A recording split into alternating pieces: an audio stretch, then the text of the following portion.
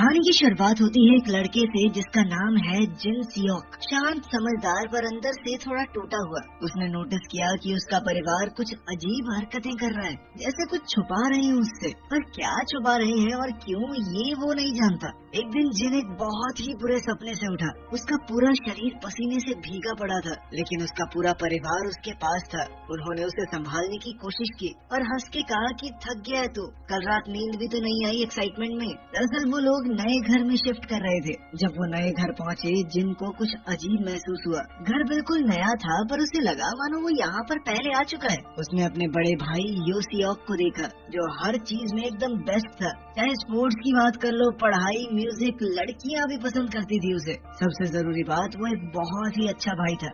जिन उसका बिल्कुल उल्टा था। पढ़ाई में फिसड्डी, स्पोर्ट्स में भी कुछ खास नहीं, और लड़कियाँ तो पूछती भी नहीं थी उसे। लेकिन इसके बावजूद उसने कभी अपने भाई से जलन महसूस नहीं की, बल्कि उसे तो अपने भाई पर गर्व था। लेकिन फिर कुछ समय पहले योसिक ने एक खतरनाक एक्सीडेंट में अपना एक पैर खो दिया। नए घर में रेनोवेशन के दौरान जिन को पता चला कि उसे अब योसिक के साथ एक ही कमरे में रहना होगा, क्योंकि एक कमरे में पुराने किराएदारों का सामान पड़ा है। ये बात उसे थोड़ी अजीब तो लगी कि उनका सामान यहाँ क्यों पड़ा है, उनके चक्कर में हम क्यों परेशान हो। पर वो फिर भी इग्नोर करके एक वर्कर की मदद करने चला गया। वर्कर ने उससे पूछा, वो तुम्हारा बड़ा भाई है? जिन ने मुस्कुराकर कहा हाँ। पर जब वर्कर ने फिर से ये सवाल पूछा तो जिन ने हैरान होकर कहा कि पूछ क्यों रहे हो। वर्कर कुछ बता पाता उससे पहले ही योसियोक वहाँ आ गया। उसने वर्कर से कहा कि तुम्हें किचन में बुला रहे, जाओ। रात को डिनर के वक्त जिन के पिता ने उसे बताया कि 1 महीने के अंदर पुराने किराएदार अपना सामान ले जाएंगे। फिर जिन और योसियोक अलग अलग कमरों में रह सकते हैं।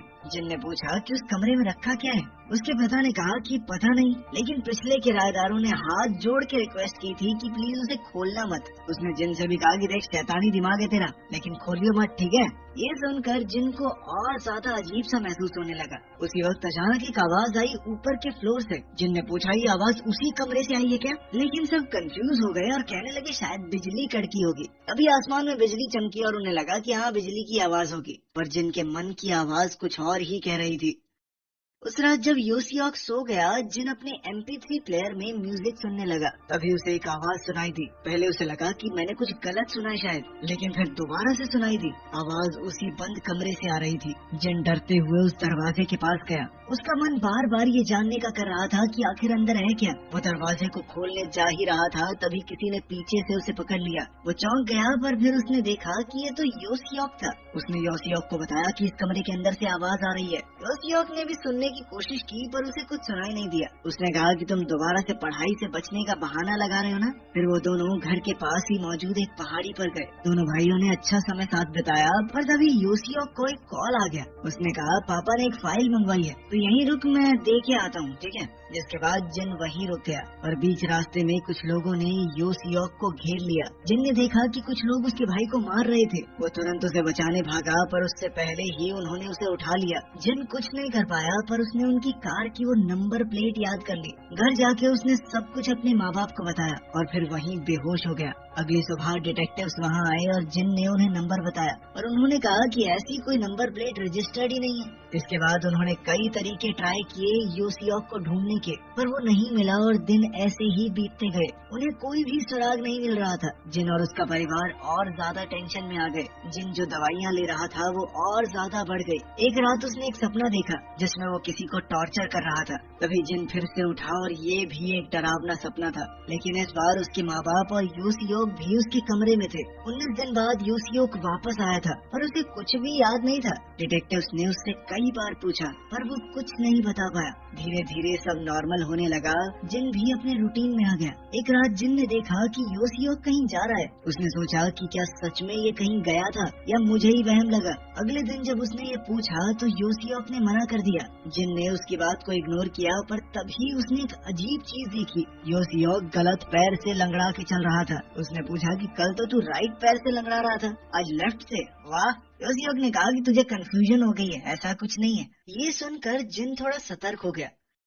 उस रात जब वो स्टडी डेस्क पर सो गया, यूसियोक उसके पास आया। उसने एक पेंसिल उठाई और उसकी आंख के बिल्कुल पास ले गया। जब वो टच होने ही वाली थी, पेंसिल की टिप टूट गई। यूसियोक ने उसे वापस रख दिया और जिन की आंखें खुल गई, जिससे उसे पक्का हो गया कि कुछ तो गड़बड़ है। उसने यूसियोक का पीछा करना शुरू किया। उसने देखा कि वो अब लंगड़ा भी नहीं रहा था। फिर उसने देखा यूसियोक 2 लोगों को इंस्ट्रक्शन दे रहा है और ये तो वही डिटेक्टिव थे जो उनके घर पर आए थे। जिनको समझ आ गया कि ये मेरा भाई नहीं है, ये कोई और है। एक साजिश चल रही है, कुछ तो खतरनाक चल रहा है हमारे घर में। जल्द ही वो ऊपर किसी कमरे में गया। जिन ने भी उसका पीछा किया, पर ऊपर पहुंचते ही वो अचानक गायब हो गया। जब जिन वापस जाने लगा तो वो पकड़ा गया। उन्होंने कहा, तू सब कुछ खराब कर रहा है, बॉस का प्लान बिगाड़ रहा है तू। पहले तो जिन ने ऐसा दिखाया कि मुझे कुछ समझ ही नहीं आ रहा, पर जब पता चला कि वो उसे छोड़ेंगे नहीं तो वो भाग गया। काफी देर तक उन्होंने उसका पीछा किया, लेकिन आखिरकार वो बच गया। पर तभी किसी ने पीछे से उसे पकड़कर बेहोश कर दिया।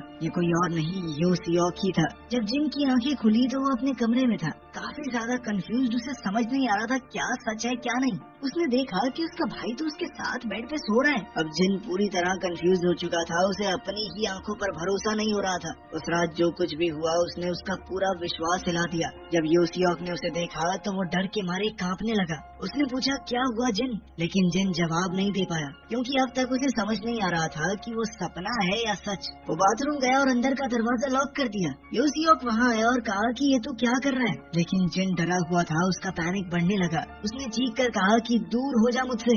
यूसियोक कुछ समझ नहीं पाया, वो भी थोड़ा घबरा गया। उसने पूछा कि ऐसे क्यों रिएक्ट कर रहा है तू? जिन चीख चीख कर बताने लगा कि उसने कल रात क्या देखा। हर एक बात, छोटी से छोटी, वो हर डिटेल में बताने लगा। यूसियोक ने कहा कि ये सब सपना था जिन, तू ज्यादा सोच रहा है। लेकिन जिन नहीं माना। उसने कहा कि तू मेरा भाई नहीं है, तू कौन है, अपनी असलियत बता दे मुझे, और मेरा असली भाई कहाँ है? कुछ देर बाद जब जिन ने देखा कि बाहर कोई नहीं है, तो उसने एक पाइप उठाया और धीरे धीरे बाथरूम से बाहर निकला। वो बाहर देख ही रहा था कि तभी यूसियोक ने उसे पकड़ लिया। शांत हो जाओ जिन, शांत हो जाओ। दोनों भाइयों में झगड़ा होने लगा, लेकिन आखिर में यूसियोक ने उसे नीचे दबा लिया और कहा, शांत हो जा जिन, तू सिर्फ एक बुरा सपना देख रहा था। तूने कल रात को अपनी दवाई नहीं ली ना? तब जिन को याद आया कि हाँ, मैं तो कल दवाई लेना भूल गया था। अब उसे भी लगने लगा कि शायद ये सपना ही था, और वो रो दिया।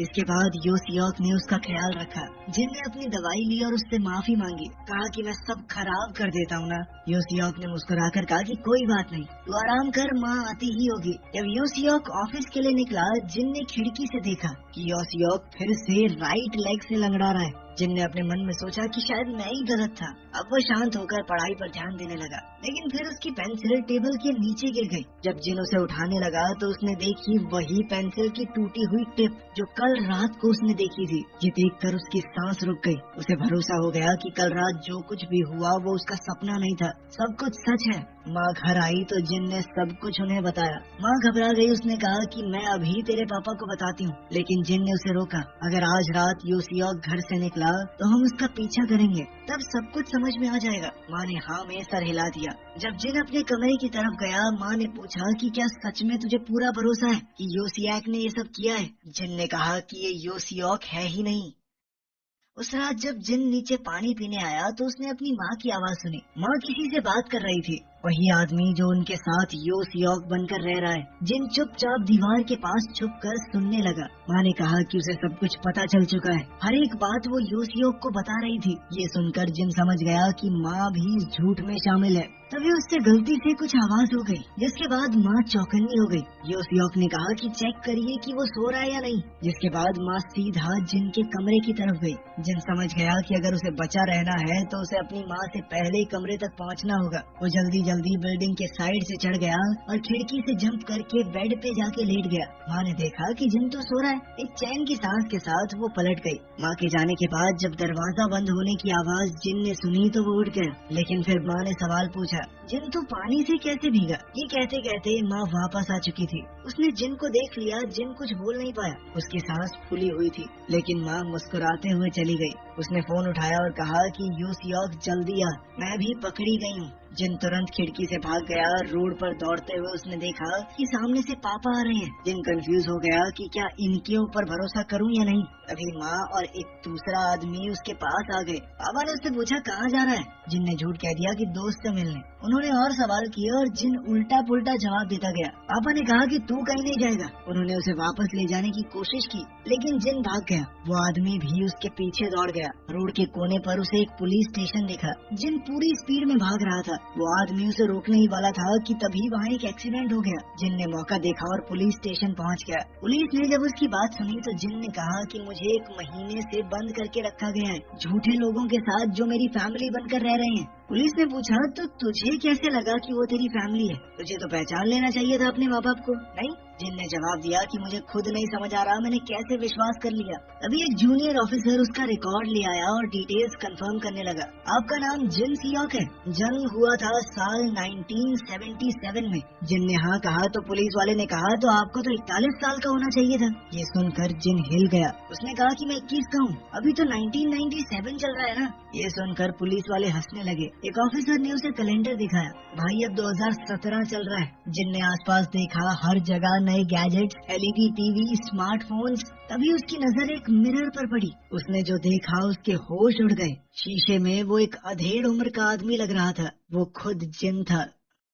इसके बाद जिन अपने घर वापस गया। उसके पास कोई दूसरा रास्ता नहीं था। उसके दिमाग में सिर्फ सवाल ही सवाल थे। वो सीधा उस कमरे में गया जहाँ एंट्री मना थी। रूम में सब कुछ बिखरा हुआ था, लेकिन एक अजीब खूबसूरती थी। फ्लोर पर 2 खून के धब्बों वाली डॉल्स पड़ी थी। खून के निशान हर तरफ थे, लेकिन पीछे से एक खास तरह का म्यूजिक बज रहा था। तभी यो सियोक और दूसरे लोग अंदर आए। यो सियोक ने कहा कि प्लान फिर से फेल हो गया। जिन ने गुस्से में चीख कर पूछा, तुम लोगों ने मेरे साथ क्या किया है? यो सियोक ने हल्की सी मुस्कुराहट के साथ सिगरेट जलाई और कहा, कहानी 20 साल पहले शुरू हुई थी। उस कमरे में एक माँ और बेटी का खून हुआ था। पुलिस ने हर मुमकिन कोशिश की, हर तरीका अपनाया किलर तक पहुंचने का, लेकिन वो हर बार नाकाम रहे। आखिर में उन्होंने गवाहों के लिए एड्स तक निकाले कि अगर कोई भी कुछ जानता है तो उसे पैसे दिए जाएंगे। पर इतने साल गुजर गए और धीरे धीरे दुनिया ने उस केस को भुला दिया, लेकिन उस माँ बेटी के परिवार के लिए वो जख्म अब भी ताज़ा था। वो उस रात को भूल नहीं पाए। उनके लिए ये सिर्फ एक कत्ल नहीं था, उनकी पूरी दुनिया उजड़ चुकी थी। इसीलिए उन्होंने खुद किसी को पैसे दिए, एक ऐसे इंसान को जो उन्हें इंसाफ दिलवा सके। वो था यो सियोक। यो सियोक ने जान लगा दी। 4 साल तक पूरी मेहनत से इन्वेस्टिगेशन की, पर हर मोड़ पर नाकामी ही हाथ लगी। लेकिन एक दिन वो सच तक पहुंच गया, और वो सच ये है कि जिन ही वो किलर था। फिर टॉर्चर्स का सिलसिला शुरू हुआ। वो हर तरीके से जिन से सच उगलवाना चाहते थे, पर हैरानी की बात ये थी कि उसे इतना दर्द, इतनी मार देने के बाद भी जिन ने हर इल्जाम से इनकार कर दिया। उसकी आंखों में जो सच्चाई थी उसने यो सियोक को भी कंफ्यूज कर दिया। पर यो सियोक जानता था कि वही किलर है। विक्टिम के परिवार को बदला लेना था, लेकिन जब जिन को अपने गुनाह याद ही नहीं है तो उसकी मौत बेकार होगी। इसीलिए उन्होंने एक फोरेंसिक हिप्नोसिस एक्सपर्ट को बुलाया। जिन के दिमाग की जांच की गई। पता चला कि जब जिन 20-21 साल का था तो उसके साथ कुछ ऐसा हुआ कि उसने अपनी यादें खुद ही अपने दिमाग से मिटा दी। मेडिकल टर्म में इसे डिसोसिएटिव एमनीशिया कहा जाता है। इसीलिए एक अलग रास्ता चुना गया। उसे हिप्नोटाइज करके उसकी आखिरी खुशी भरी मेमोरी तक ले जाया गया, जब वो अपने माँ बाप और भाई के साथ नए घर में शिफ्ट हुआ था 1997 में। यो सियोक ने उसके भाई का रोल किया। 2 साइकोलॉजिस्ट उसके माँ बाप बने। उसे वही घर दिखाया गया जहाँ 20 साल पहले खून हुआ था। इसीलिए वो घर उसे जाना पहचाना लगा। जो वर्कर उसे शुरुआत में मिला था वो इसीलिए हैरान था क्योंकि जिन यो सियोक को अपना बड़ा भाई बता रहा है। वो आवाज जो उसने कमरे से सुनी थी वो यो सियोक के लोगों की थी, जो मर्डर सीन रिक्रिएट कर रहे थे। यो सियोक उसे पहाड़ी पर भी इसीलिए लेकर गया था ताकि उस दौरान घर के अंदर सब रेडी हो जाएं। उसे वापस अकेले घर भेजने का प्लान था, पर सब कुछ उल्टा हो गया। पुलिस ने यो सियोक को इलीगल एक्टिविटीज के चक्कर में पकड़ लिया, जबकि जिन को लगा कि उसके भाई को किसी ने किडनैप कर लिया है। 19 दिन बाद यो सियोक पुलिस को रिश्वत देकर किसी तरह छूटा, लेकिन तब तक बारिश नहीं हुई थी और उस सीन के लिए बारिश बहुत जरूरी है। जिनको हिप्नोटाइज किया गया था, लेकिन उसका असर अब धीरे धीरे कम होने लगा। जिनका शक बढ़ता गया और सब लोग यहाँ तक पहुँच गए। फिर यो सियोक ने उसे एक और जगह ले जाने की कोशिश की। रास्ते में पूछा भी कि उसे समझ आ गया ना। जिन ने जवाब दिया कि मैं सब कुछ मानने को तैयार हूँ, लेकिन एक बात नहीं, मैंने किसी को नहीं नहीं मारा। ये सुनकर योसियोक गुस्से में आ गया और कहा कि तू ही किलर है साले, तूने ही मारा है उन्हें और तुझे भी मरना होगा। जिन ने कहा कि मैं अभी नहीं मरने वाला और अचानक गाड़ी का दरवाजा खोला और रोड पर कूद गया। योसियोक ये देखकर शॉक्ड रह गया। जिन भागते हुए बहुत दूर निकल गया, लेकिन योसियोक भी बिल्कुल उसके पीछे था। सड़क पर हादसे हुए, गाड़ियाँ टूटी, कुछ छोटी दुकानें भी। योसियोक पागल सा हो गया था, पर फिर एक एक्सीडेंट में वो खुद बुरी तरह से चोट खा गया। जिन ने देखा कि अब वो उसे पकड़ नहीं पाएगा, पर तभी एक और एक्सीडेंट में जिन भी जख्मी हो गया। जिनको हॉस्पिटल ले जाया गया। ऑपरेशन थिएटर पर उसके दिमाग ने उसे उसकी पूरी जिंदगी दिखाई। मई 1997 में जिन गाने सुनते हुए अपनी गाड़ी ठीक करवा रहा था। गाड़ी ठीक होने के बाद उसने अपने माँ बाप को बुलाया। वो अपने नए घर जा रहे थे, लेकिन रास्ते में उनका एक्सीडेंट हो गया। उसके माँ बाप तो मौके पर ही मारे गए। उसका भाई बचा, लेकिन कंडीशन बहुत क्रिटिकल थी। अब जिन के कंधों पर जिम्मेदारी आ गई। जिन ने पूरा जोर लगा दिया, हर नौकरी के लिए तैयारी की, ऑनलाइन ऑफलाइन कुछ भी मिल जाए। लेकिन उसने 12वीं भी पास नहीं करी थी, वो पढ़ाई में बेकार था, उसे कौन रखता। फिर भी वो जैसे तैसे अपने भाई का इलाज करवाता रहा। 6 महीने बाद डॉक्टर्स ने कहा कि सर्जरी जरूरी है। अब जिनके पास पैसे तो थे नहीं, तो उसने सोचा कि अपनी किडनी बेच देता हूँ, लेकिन कोई भरोसेमंद खरीदार नहीं मिला। और इतना सब सहने के बाद वो आखिरकार अंदर से टूट गया। एक दिन उसके कंप्यूटर पर एक मैसेज आया। सामने वाले शख्स ने पूछा कि तुम पैसों के लिए कुछ भी करने को तैयार हो? जिन ने कहा कि हाँ। इस पर उस आदमी ने कहा कि अगर मेरे लिए किसी को मार दोगे तो पैसे मिल जाएंगे। पहले तो जिन चौंक गया, रात भर उसे नींद नहीं आई, पर अगले दिन उसने हाँ कह दिया। जब वो एड्रेस पर पहुंचा तो वो वही घर था और मौसम था बारिश का। उसे चाबी मिल गई, घर में घुस गया। आदमी ने कहा कि सिर्फ माँ को मारना, बच्चों को नहीं।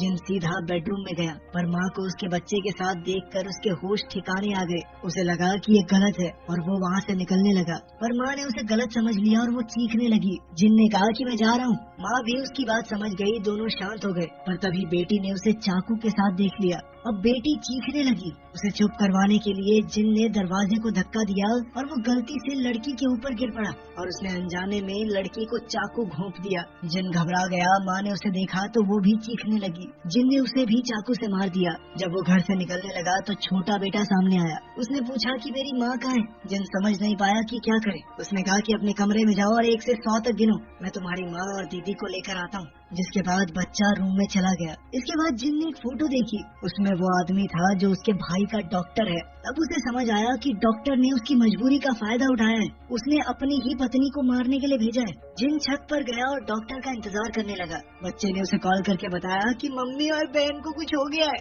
जल्दी आओ। अपनी बेटी की मौत की खबर सुनकर डॉक्टर का दिल टूट गया। जिन ने पूछा कि अपनी पत्नी को क्यों मारा। डॉक्टर ने कहा कि इंश्योरेंस के पैसों से हम सड़क पर आने से बच जाते, पर अब जब उसकी बेटी भी मर गई थी तो वो गुस्से से पागल हो गया और उसने गुस्से में आकर जिन को छत से धकेल दिया। जिन ने उसे रोकने की कोशिश की, पर उस कोशिश में गलती से डॉक्टर छत से नीचे गिर गया और ऐसे ही एक और मौत हो गई उसके हाथों। यही वो घटना थी जिसे जिन के दिमाग ने दबा दिया था। आखिरकार जिन होश में आया। उसने देखा कि योसियोक उसके पास था। योसियोक ने कहा कि विक्टिम के परिवार को इंसाफ चाहिए, तुम्हें छोड़ नहीं सकता, जहर देने जा रहा हूँ तुम्हें। पर जिन ने कहा कि उस लड़के से माफी मांग लेना मेरी तरफ से। ये सुनकर योसियोक समझ गया कि जिन को सब कुछ याद आ चुका है। फिर योसियोक ने पूछा कि क्यों किया तुमने ये सब, कौन था इस सब के पीछे। फिर उसने एक राज बताया। वो छोटा बच्चा जो उस रात 1 से 100 तक गिन रहा था, वो खुद योसियोक है। जिन हैरान रह गया। योसियोक ने पूछा कि मुझे भी क्यों नहीं मारा, मुझे क्यों जिंदा छोड़ दिया? हाँ, बचपन से आज तक मुझे अनाथ आश्रम में रहना पड़ा, मेरा पूरा परिवार था, सब कुछ छीन लिया तुमने। मैं पूरी जिंदगी सिर्फ तुमसे बदला लेना चाहता था। जिनके पास शब्द नहीं थे, उसके मुंह से सिर्फ सॉरी निकला, पर सॉरी काफी नहीं था। योसियोक जानना चाहता था क्या मेरे पिता ने इंश्योरेंस के चक्कर में माँ को मरवाया। जिन ने झूठ कह दिया कि नहीं, मुझे किसी और ने भेजा था, जो किया मैंने अकेले किया। योसियोक का दिल तो मानना चाहता था, पर दिमाग नहीं मानता। उसने फिर से पूछा कि क्या सच में ये इत्तेफाक था कि मेरे पिता ने मेरी माँ की मौत से 2 महीने पहले उनका इंश्योरेंस करवाया था। जिन के पास कोई जवाब नहीं था। योसियोक सब कुछ समझ गया। अब दोनों उलझन में थे, न जिन जी सकता था न योसियोक। दोनों अपने रास्ते चल दिए, अपने अपने दर्द के साथ। ये कहानी दो ऐसे बदनसीब इंसानों की है, एक जो अपना बीता हुआ कल भूल गया था और एक जो उसे भुला नहीं पाया। वीडियो पसंद आई तो लाइक कर देना, चैनल को सब्सक्राइब कर लेना। मिलते हैं अगली वीडियो में।